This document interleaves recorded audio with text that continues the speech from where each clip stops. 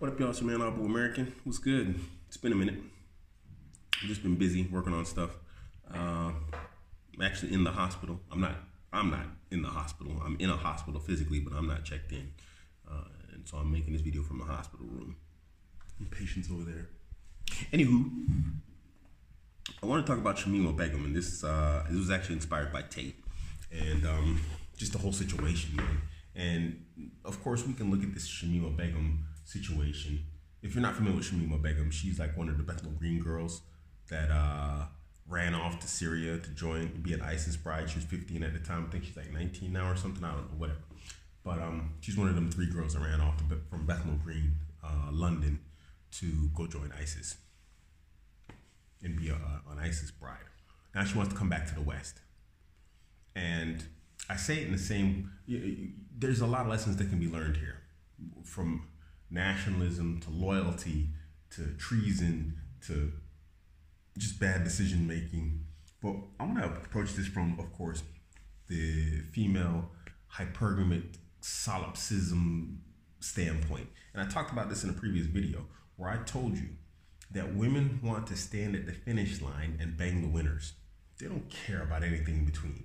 And now that her team is on team lose, she wants to come back to the winners, the West.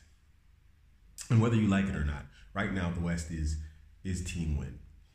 And you shouldn't have sympathy. You shouldn't have mercy on these women.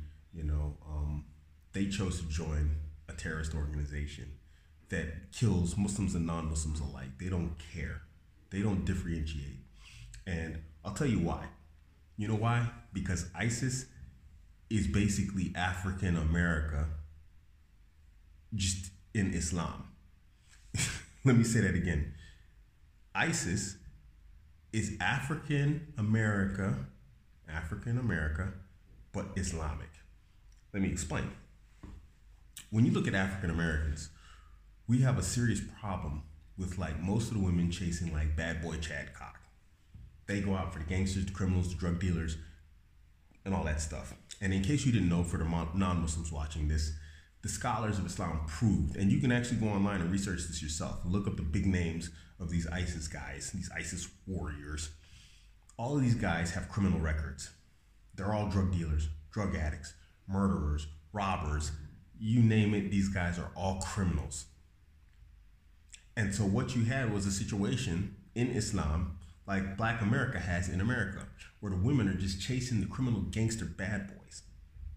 And so that's what they did. They went and they joined the criminal bad boys, the drug dealers, who are now all of a sudden Islamic warriors. And yeah. And now team fail, now team lose. And they expect, of course, Captain Save-A-Ho to come along and cape for them. Guys don't cape for them. It's the exact same situation in America. She wants to go out. She wants to have the babies from the losers, the criminals, and then she wants to come back and then have everybody just oh, you poor thing, this, that, the other. She's not even sorry, actually. Look at her interview. She's not even sorry she joined. And this is actually a big thing now, because now you have multiple women. It's not just Shamima Begum. There's 5 or 6 now, and they're all on TV asking for mercy, saying they're sorry. U.S. is talking about throwing them in jail for 60 years. UK said Shamima Begum's going to jail if she comes back. Alhamdulillah. All praises due to Allah. They should actually stay out there with their bad boys and just rot. But again, this goes back to what I was saying. Solipsistic hypergamy. They're literally monkey branching on just a different level. They're doing it on a national scale. Oh, team win is whatchamacallit? Is ISIS in Syria? Or we're gonna stay there? Oh, they're losing? Oh, it's time to run. We're gonna go back to team win in the United Kingdom. And it's like Tate said. Tate said it himself. Like I said, it was kind of inspired from Tate. Had ISIS not been losing territory, had they not lost all their territory, had they still been out there and been a viable force in Syria, do you think they'd want to come home? Do you think they'd be talking about, oh, let me come back? I don't want to be here. It was a mistake. No, they had multiple opportunities to do that and they didn't take it. So that shows you what they're really on. They're just on solipsistic hypergamy to an extreme. And now they want to come back to the UK and just basically do the same thing they were doing in Syria, but out here. I mean, heck, they were calling for a tax on people in the West. Don't feel sympathy or sorrow for these women. Because imagine had someone listened. Let's just follow a hypothetical theory here. Shamima Begum, she calls for attacks on people in the West, and she did. Someone acts on that.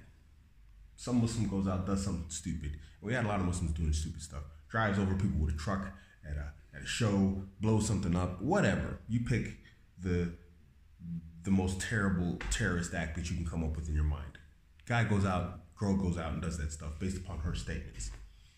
Let me ask you, as a Muslim, how much easier does your life become as a Muslim in the West because of those acts? But you want to have mercy on them. But they don't want to have mercy on you in your life out here. They don't care about the consequences of their actions and their speech. They want to encourage Muslims to go out and commit terrorist acts, which of course leads to hardship to the average Muslim's life, which can then in turn lead to attacks upon us physically from individuals who are angry at Muslims now, and in terms of restrictions, spying on, arrests, unjust, whatever else, treatment from the state as a Muslim. Why would you have mercy on this person? Don't listen to the sob story. This is nothing more than raw, uncut female behavior in an extreme. She picked her bad boys. She's got her criminal Chad cock. Let her have it. Don't have mercy on these people. Don't have sympathy for them. The statements of the scholars, they were clear on these guys for a long time. And they were said, these guys are criminals, mujrims. That's the word for criminal in Arabic. They said these guys aren't to be followed. They don't have any knowledge with them. They're not acting upon Islam. They're acting upon their desires for riches and wealth. And when you look at the pictures on there, what were those women doing? Posing with BMWs and AK-47s. Really nice BMWs. You know what I'm saying? That's all they went out there for. Let them have it, man. Don't fall for the whole hypergamy solipsism game and just be like, oh, but they're Muslim. Yeah, okay, they're Muslims. They killed other Muslims. We won't hear you talking about that. Anyhow, this is your man, Abuamerican. You can catch me on Instagram, Twitter, and Facebook, all at Abuamerican. Don't forget to hit like and subscribe. Agree, disagree, let me know in the comment sections. I'm out. Who wants to fight? Aha. I'm only taking the brave. I'm not taking the scary. I'm not taking no girls. Are you ready to fight?